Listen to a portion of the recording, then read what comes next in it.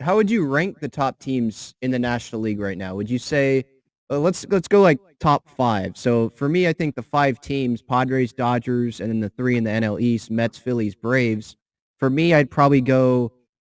I want to give Philly the edge because they beat the Padres. They have improved this offseason, but I'd Yeah. probably go Padres two because I like their overall depth, their team more than just the Mets.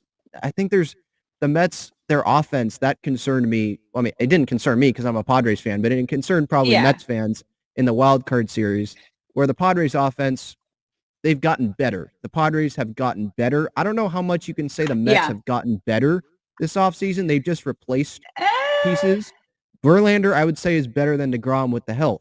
But yeah. Diaz, they brought back, right? There's other Yeah. people. Nimmo, they brought But he's back. also like one of the best closers in the game. So it's like you Right, gotta right. But the you gotta put Padres, that there. They have like the right, best starting, best closing. And Steve right. Cohen is not afraid to spend money right now. He is actually changing the way the offseason and paying players work right Oh now. yeah. Oh yeah. Like he's It's definitely not afraid.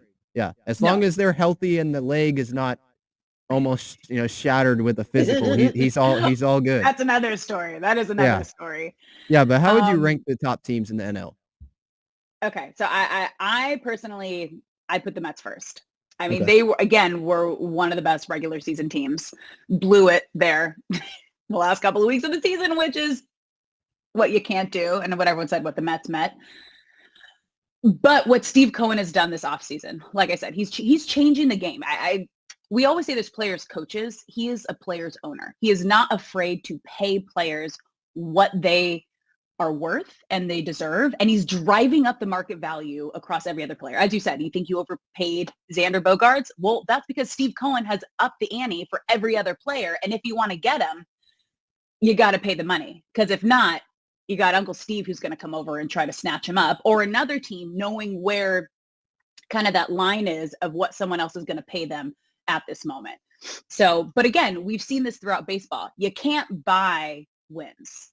So yes, he has, I think it's the most, what is it? The highest payroll in Major League history Yeah. right now. He's going to be paying almost $100 million in luxury tax. They created a whole new like tax bracket for him because he is spending so much. But I think it's so good for this game because now it's forcing other owners' hands to then pay players what they want. So because of this strategy, the players he added, what they had last year, I think Mets are at number one. Now I got to put Phillies at number two.